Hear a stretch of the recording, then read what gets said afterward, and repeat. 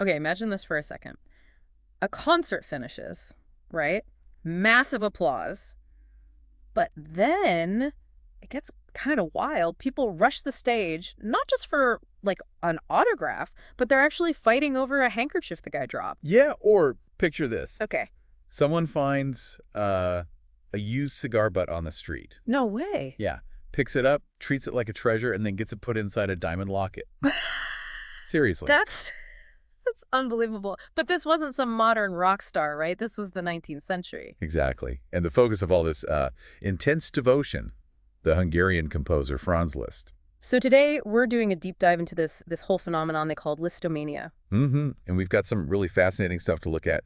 Historical accounts from back then, analyses trying to figure out where the word listomania even came from, and lots of different theories about why this happened. Right. So our mission basically is to get under the skin of this historical mania. What was it really like? What were the key features and, what were people thinking caused it? And what does it all tell us about, well, celebrity music society back in the 1800s? Is quite a story. Okay, so let's start with the man himself, Franz Liszt.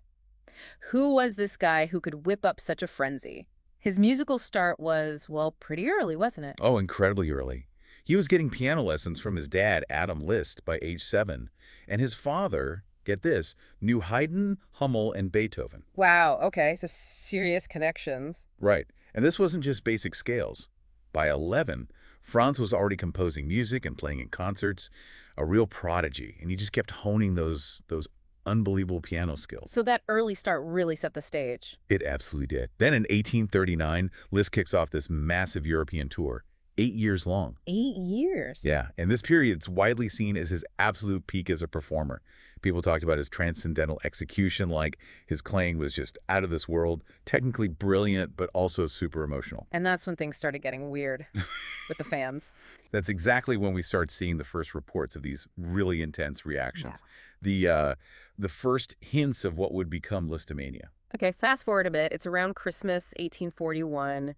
Liszt shows up in Berlin. Right, and the city is instantly buzzing. That very night, like 30 students gather to serenade him with his own music. Okay, that's keen. But the real moment, the ignition point. That seems to be his first Berlin recital, December 27th, 1841, at the Sing Academy. Based on the accounts, the audience was just completely captivated. Captivated seems like an understatement, maybe. Definitely. This concert is generally pointed to as the event that really kicked off Lisztomania across Europe from 1842 onwards.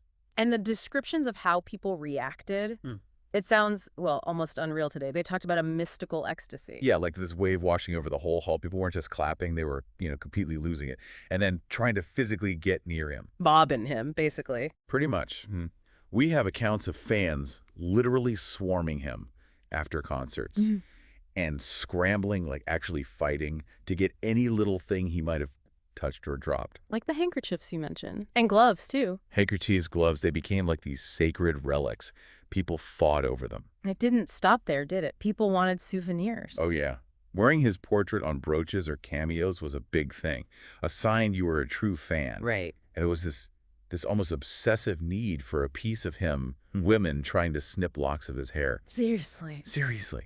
And if a piano string broke mid-performance, people would dive for it, hoping to make it into a bracelet. A bracelet made from a broken piano string. Okay. But the cigar butt story really takes the cake. This lady in waiting, The one with the locket. that's the one. Liszt just tosses a cigar stump. She picks it up, treats it like gold, and gets it put in this diamond locket, apparently with his initials in diamonds. Oh, my goodness. And the story goes, she just carried on with her duties at court, totally oblivious to the rather strong smell coming from her very expensive necklace. That just shows the level of adoration, obsession. It's hard to find the right word. It really is. Almost unbelievable. So, okay, this is happening. People must have been trying to figure out why. Which brings us to Heinrich Heine, the writer. Exactly, Heine. He was a really sharp cultural commentator, wrote these things called musical feuilletons. Basically, columns about the music scene, often quite witty.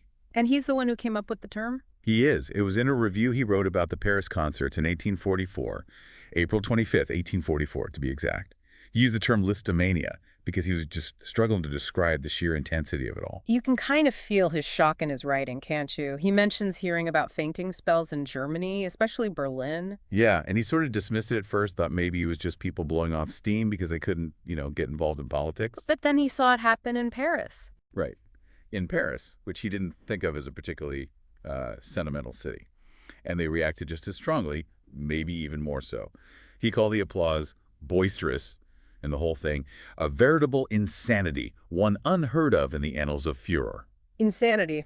Furor. Strong words. And this is where the musicologist Dana Gooley makes a really interesting point. Oh, yeah. She argues that when Heine used Lisztomania back in the 1840s, it sounded much more like a medical diagnosis than, say, Beatlemania did in the 1960s. Oh, because mania itself was taken more seriously then, like a genuine illness. Exactly. It had a much stronger medical weight back then.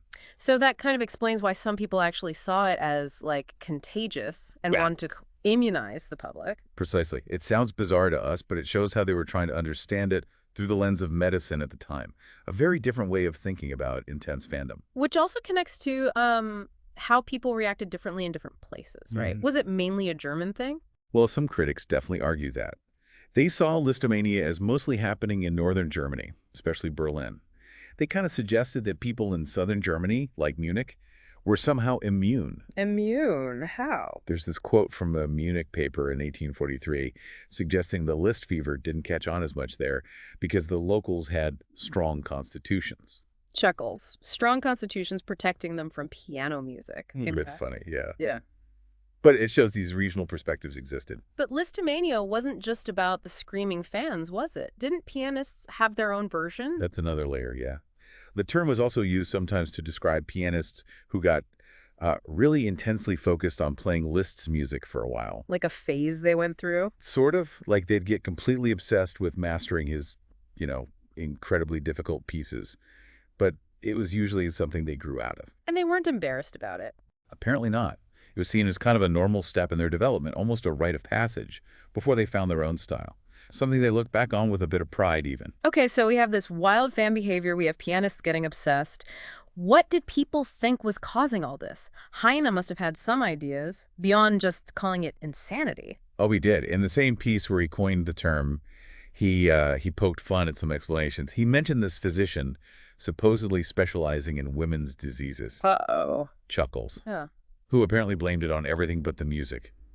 Things like magnetism, galvanism, that old theory about electricity in bodies, the crowded rooms, the perfume. Right. He even threw in things like historical epilepsy and musical cantharides. Cantharides being, well, basically Spanish fly and aphrodisiac. Good grief. He was clearly having a laugh, But right? definitely satirical. Ah. But then Heine offered his own, maybe slightly more serious thought, that Liszt was just brilliant at managing his own image, creating this whole captivating spectacle, the mise en scène. Master of his own PR, essentially. Yeah, kind of. But Dana Gooley, again, looks at more politically charged reasons, especially in Berlin at that specific time. Right. The political climate. How did that feed into it? Well, Gooley talks about a progressive view. They saw this intense emotion as a reaction against the repressive state. Like, people couldn't express strong feelings about politics, so all that energy got channeled into Liszt. Ah, so enthusiasm for Liszt became a sort of substitute for political action. Exactly. A compensatory outlet, as Gooley puts it. An illusory substitute for real agency. That's a fascinating idea. Was there a counter-argument to that? Yes, there was a more positive take, often linked to the people in power. Hmm. They saw the frenzy as a perfectly normal response to Liszt's known generosity and charity work. Okay. How so? They interpreted his whole style, his openness, how he interacted with people, even his dramatic playing as being symbols of charity. And this apparently lined up nicely with the King Friedrich Wilhelm V's talk about social reform. So in that view, the fans were just appreciating his good qualities, reflecting the values the state wanted to promote. Pretty much. Yeah. Two very different political readings of the same phenomena. And let's be honest, we probably shouldn't ignore the more obvious factor. Liszt was apparently quite the looker, right? Chuckles. Yes, by all accounts, he was a very handsome young man in his prime. Simple, youthful attractiveness almost certainly played some role. Hard to deny that charisma helps. Absolutely. The historical sources do mention his appearance, and it's worth noting our sources point out connections to other big fan moments in history. Like Beatlemania. Yeah, Beatlemania is the classic comparison. But also things like Stendhal syndrome. That's when people have physical reactions to art, collective behavior, fads in general. Mm-hmm. There's even a film and a song called Lisztomania. So it wasn't totally unique, but it was maybe the first really huge example for a musician like this. It certainly seems like one of the earliest, most intense examples of mass musical celebrity culture. Okay, so let's sort of pull this together. Listomania. This incredible, intense fan reaction to Franz Liszt, mainly in the 1840s. Kicked off really noticeably in Berlin around 1841. The name coined by Heine, and it involved this just wild behavior, fighting over handkerchiefs, collecting hair, the cigar butt locket. Just extraordinary stuff. And what makes it so interesting is that context, right? The 19th century. This level of mass adoration for a musician was something pretty new. And the explanations were all over the place, from trying to frame it medically to these deep political interpretations. And of course, Liszt's own incredible talent and, well, his personal magnetism. It really was a perfect storm, wasn't it? It seems like it. Which leaves us with a final thought for you listening.